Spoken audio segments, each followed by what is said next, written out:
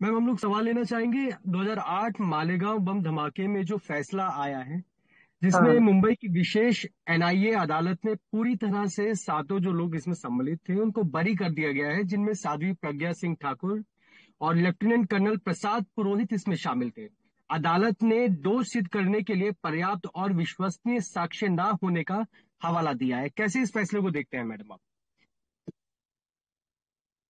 उसकी जीत तो निश्चित है। इन्होंने षड्यंत्र रचा, साध्वी जी को फंसाने का, सेना के अधिकारी को फंसाने का, और ये सिद्ध करने का कि भगवा आतंकवाद इस देश के अंदर चल रहा है। इस जी। विमर्श को इन्होंने निश्चित करने के लिए ये स्टोरी बनाई, झूठे गवाह खड़े किए। 17 साल की लंबी प्रक्रिया, क्योंकि 17 वर्ष बहुत होते हैं, उस लंबी प्रक्रिया में कितनी यातनाएं, कितनी मानसिक और कितनी शारीरिक यातनाएं झेली गई हैं, आप सब जानते हैं, पूरा देश जानता है। मैं तो यही कहूंगी कि सत्य की ही जीत है, फिर से रहेगी। हमेशा सत्य की जीत होती है। सत्य को परेशान होना पड़ता है, पर उसे कोई पराजित नहीं कर सकता। तो हम्म। हम लोग आज बहुत अच्छा, मन को समाधान है, क्योंकि साध्वी प्रज्ञा जी ने बहुत शारीरिक मानसिक अपमानजनक परिस्थितियों से वो गुजरी हैं। 11 वर्ष के लंबे कारावास में, उसके बाद फिर इतनी लंबी कानूनी प्रक्रियाओं में से वो गुजरी हैं। कैंसर जैसा रोग उनको लग गया। तो मुझे लगता है कि भारत की जो आम जनता है वो तो पहले से ही जानती है कि भगवा कभी आतंकी नहीं होता। जो भगवाधारी होता है वो आतंक झेल सकता है, आतंकियों का दमन कर सकता है, पर स्वयं आतंकी नहीं हो सकता। इसलिए आज सत्यमेव जयते, मैं तो यही कहूंगी। हम्म। मैम, जिस तरह से भगवा आतंक की बात करी गई, उसी तरह से बीजेपी के कुछ नेताओं का भी बयान आया। उन्होंने कहा कि भगवा आतंकी नहीं है, ऐसी कोई चीज है ही नहीं, ये चीज सिद्ध हो चुकी है। जो ऐसे एजेंडा चलाते थे वो धराशायी हो चुके हैं आज। देखिए, निश्चित रूप से हमेशा जो है वो कागज की नाव कब तक चल सकती है पानी पर। झूठ के पैर होते ही नहीं। वो अगर हम्म। थोड़ी देर के लिए चल पाता है तो सत्य के आधार पे चलता है, लेकिन जब वो सत्य पर आघात करने लग जाता है फिर उसका भला नहीं होता। तो अंत तो गत्वा जो है, जीत सत्य की ही होती है। पर इन्होंने 17 वर्ष लगातार जो पीड़ा दी है, उसका हिसाब कौन करेगा? उन अपमानों का हिसाब कौन चुकाएगा?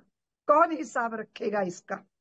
या वो लोग क्षमा मांगेंगे जिन्होंने पूरी भारत की परंपरा को अपमानित करने का षड्यंत्र रचा? वो हृदय पे हाथ रख के देखें। लेकिन वो हृदय पे हाथ वो रखेगा, बख्शी जी, जिनके पास हृदय होता है। राजनीतिज्ञों को राजनीति की रोटियां सेकनी है, चाहे देश दांव पे लग जाए, चाहे एकात्मता दांव पे लग जाए, और चाहे परंपरा की उज्जवलता, जिसने युगों युगों पुरानी लंबी यात्रा की है। आप जिस भगवे की को अपमानित करने के षड्यंत्र रच रहे हो, वो आज कल की कथा नहीं है। 4 युग से ये प्रवाह चल रहा है। इसके लिए जाने कितने भगीरथों ने अपने जीवन को खपाया है, ये सिद्ध करने में कि हम मानते नहीं सीमा। चींटी से लेके ब्रह्मा तक एक ही चेतना का दर्शन करने वाले हम लोग हैं।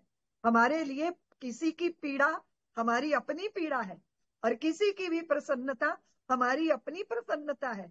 यही है हमारे मूल दर्शन का आधार, जिसको हम लोग अपने जीवन में, व्यवहार में, चरित्र में, आचरण में, वाणी में और अपने विचारों में जीते हैं। इसीलिए मैंने कहा कि सत्य परेशान हो सकता है, पर पराजित नहीं हो सकता।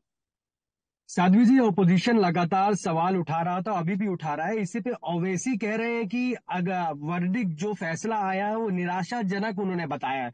उन्होंने कहा कि अगर सभी आरोपी निर्दोष थे तो इतने वर्षों तक जांच अभियोजन क्यों चली, न्याय क्यों देरी हुई। उन्होंने कहा कि इससे अल्पसंख्यकों में न्याय व्यवस्था को लेकर विश्वास कम हो सकता है। अल्पसंख्यकों को देश पे विश्वास रखना चाहिए। अल्पसंख्यकों को भारत के संविधान पे विश्वास रखना चाहिए और भारत की संवैधानिक व्यवस्थाओं पे विश्वास रखना चाहिए। विश्वास जब भी आपको घेरेगा तो आप स्वयं उसकी पीड़ा भोगेंगे। इसीलिए जब भी कभी आपके अनुकूल कोई बात ना हो, षड्यंत्र आपके सफल ना हो, तो आप इस तरह के प्रलाप करते हैं, और ये तो जगत प्रसिद्ध बात है। लेकिन हम ये भी चाहेंगे कि आपने 17 वर्ष पहले जो ब्लास्ट में लोग मारे गए, उनके असली अपराधियों को ढूंढने की बजाय भगवा आतंकवाद के विमर्श को निश्चित करने के लिए, स्थापित करने के लिए इतने षड्यंत्र रचते रहे, तो आज आप जो है सबके सामने निरावरण हो गए हो। संसार देख रहा है कि आप क्या करते रहे हो। इस देश के अंदर ये इतना बड़ा षड्यंत्र था कि पूरी परंपरा को भगवा आतंकवाद, कोई सोच सकता है, कोई कल्पना कर सकता है? सर्वे भवन्तु सुखिना की भावना के साथ भरा हुआ हमारा भगवा परंपरा, जिसने सदैव सबको अपने हृदय से लगाया, यहां तक कि इस देश के अंदर आक्रमण करने वाले, हमारे मंदिरों को ध्वस्त करने वाले, उन लोगों को भी इस देश की मूल धारा के अंदर समो लेने का, समेट लेने का सामर्थ्य जिसके पास है, उसे ये गाली देने का कुत्सित प्रयत्न था। इसलिए इन्होंने दंड भी भोगा है, सत्ता से कोसों दूर है। और मुझे कोई कह रहा था कि इनसे कहना चाहिए ये क्षमा मांगे, लेकिन मैं तो कहती हूँ कि इनको क्षमा मांगे या ना मांगे, पर जनता जागृत हो जाए, इन्हें क्षमा ना करे। और इन्हें नहीं क्षमा करने का अर्थ है, ये जो सत्ता के बल पर निर्दोषों को पकड़ के उनके ऊपर अत्याचार करने के षड्यंत्र रचते रहे हैं, ऐसे लोगों के हाथ में जो न्याय ना कर सके, जो निष्पक्ष न रह सके, जो पक्षपात की दृष्टि से देखता है, वो कभी भी उचित नेतृत्व करता हो ही नहीं सकता। ये बात तो जनता को निश्चित करनी है, सनातन जगत को निश्चित करना है कि आपके ऊपर जितने भी, देखिए हम, वो एक बात है ना कि दिल के फफोले जल उठे सीने के दाग से और घर को आग लग गई घर के चिराग से। ये दुर्भाग्यपूर्ण बात है कि इस देश का नेता जो है, उस समय तत्कालीन जो सरकार थी, उन लोगों ने, मैं नाम नहीं लेना चाहूंगी उनका, कैसे आगे बढ़ बढ़ के जो है सीना तान तान के भगवा आतंकवाद के प्रलाप कर रहे थे। ये कौन लोग हैं? इनको देखिए जरा, ये हिंदुओं के घर में जन्मे लोग हैं जो वोट की राजनीति करके हिंदुत्व को ही नष्ट करने में लगे हुए हैं। ये है दुर्भाग्यपूर्ण। इसलिए ये बड़ी विचित्र बातें हैं। लेकिन आज जो कोर्ट का निर्णय आया, उसको बहुत देर हुई है, लेकिन मन को निश्चित रूप से समाधान मिला है। साध्वी प्रज्ञा जी ने बहुत कष्ट झेले हैं, बहुत कष्ट झेले हैं। हम सब जानते हैं उन्होंने कितने अपमान झेले हैं। उनको भगवा आतंकवाद निश्चित करने के लिए उन्हें किस तरह मोहरा बनाया गया, किस तरह सेना के व्यक्तियों को मोहरा बनाया गया। मैं तो सोच रही हूँ, जो नेता सेना का, स्त्री का, साध्वी का, संत का सम्मान नहीं कर सकते, उनसे क्या आशा की जा सकती है? वो क्या राष्ट्र का उपकार करेंगे? इसलिए ये उचित नहीं है। ये दो गलतियां हुई हैं जी, जिनके साथ जो है न्याय मिलना चाहिए था, जिनके अपराधियों को, बम ब्लास्ट करने वाले लोगों को पकड़ना चाहिए था, उन्हें पकड़ा नहीं, और निर्दोषों को पकड़ के यातनाएं दी गई, सिर्फ ये निश्चित करने के लिए कि इस देश के अंदर हिंदुत्व का जागरण नहीं होना चाहिए, और ये भगवा आतंकवाद का एक विमर्श स्थापित करके, देखिए आप, इसके कारण ही तो ऐसा हुआ। आतंकवादियों ने अपने जो है हाथों पे कलावे बांध के, हिंदुओं का भेष धारण करके, अब आप देखो हरिद्वार जैसे क्षेत्र में साधु बनकर ये सब क्या हो रहा है। ये भगवा आतंकवाद, इसको मतलब भगवा का आश्रय लेके जैसे रावण ने ये किया था।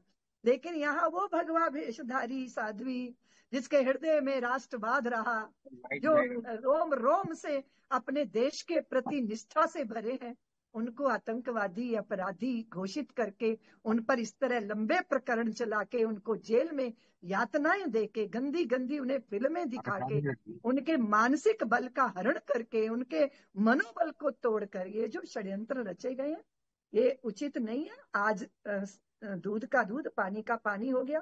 देश इसे देख रहा है, देश इसे समझेगा, देश इसका उपयुक्त उत्तर भी देगा। बख्शी जी।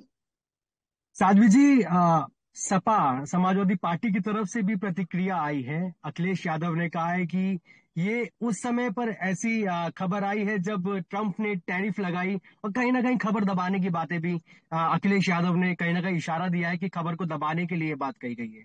इसको आप कैसे देखते हैं? देखिए, जो जो हमारी न्यायिक प्रक्रियाएं हैं वो अपनी तरह से अपनी चाल से चलती हैं। 17 साल बाद न्याय हुआ, अब प्रसंग किस बात का है, किसको दबाने का। इस सोशल मीडिया के जगत में, सूचना तंत्र की क्रांति में, कोई चीज कभी भी कहीं भी दबाई या उठाई जा जी। नहीं सकती।